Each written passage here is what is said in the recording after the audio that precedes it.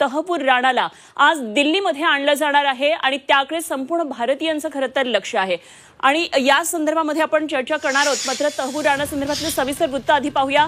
26/11 मुंबईचा जो हल्ला होता त्यामध्ये आरोपी आहे तहवूर राणा आणि असला भारतात आणलं जाणारे तहवूर राणा याला घेऊन निघालेले हे विमान अमेरिकेहून आता दिल्लीकडे रवाना झालेलं आहे आणि राणाला घेऊन हे विशेष विमान आज दिल्लीमध्ये पोहोचणार आहे। मुंबईवरच्या हल्ल्या प्रकरणात तहवूर राणावर भारतात खटला चालणार आहे, तेव्हा तहवूर राणाला तिहार जेलमध्ये ठेवलं जाईल अशी एक शक्यता आहे। दिल्लीतल्या पटियाला हाऊस कोर्टामध्ये राणावर खटला चालणार आहे। कोर्टात एनआयए राणाच्या कोठडीची मागणी करणार आहे। सुरक्षेच्या कारणासह राणाला व्हिडिओ कॉन्फरन्सिंगद्वारे न्यायालयामध्ये हजर केलं जाईल अशी एक शक्यता आहे।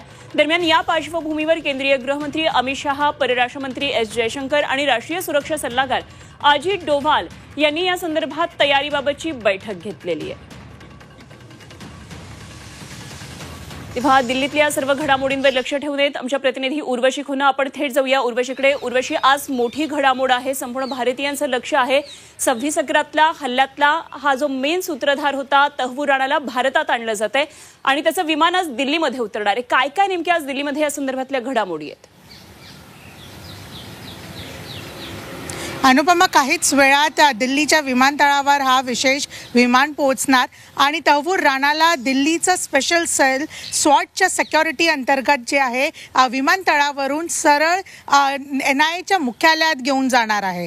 तिथे त्याची वैद्यकीय चाचणी होणार आणि पहिला जो खटला त्याच्यावर चालणार आहे किंवा त्याला जे अरेस्ट करणार आहे ते म्हणजे 26/11 मुंबई दहशतवादी हल्ल्याला घेऊन त्याच्यात त्याला अटक करून नंतर जसं तुम्ही सांगितलं की आज महावीर जयंती आहे म्हणून न्यायालयाला सुट्टी आहे, तर एक विशेष न्यायाधीश जे आहेत त्यांच्यासमोर त्यांना उभं केलं जाणार आणि व्हिडिओ कॉन्फरन्सिंगद्वारा शक्य असेल तर व्हिडिओ कॉन्फरन्सिंगद्वारा त्यांना हजर केलं जाणार। एक वेगवेगळ्या स्तरावर पूर्ण राजधानी दिल्लीत सिक्युरिटी अरेंजमेंट्स केले गेले आहेत, वेगवेगळ्या पातळीवर केले आहेत, कारण की तहवूर राणा याला घेऊन सिक्युरिटी कन्सर्न्स खूप जास्त आहे।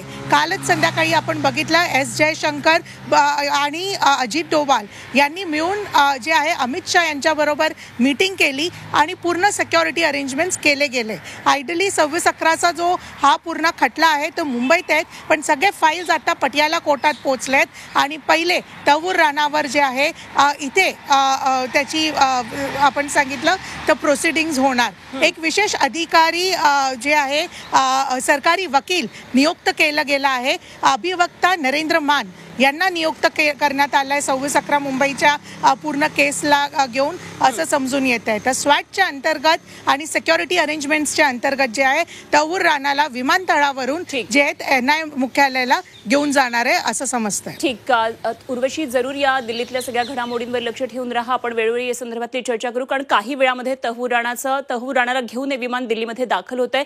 धन्यवाद दिलेल्या या सगळ्या सविस्तर तपशिलांसाठी।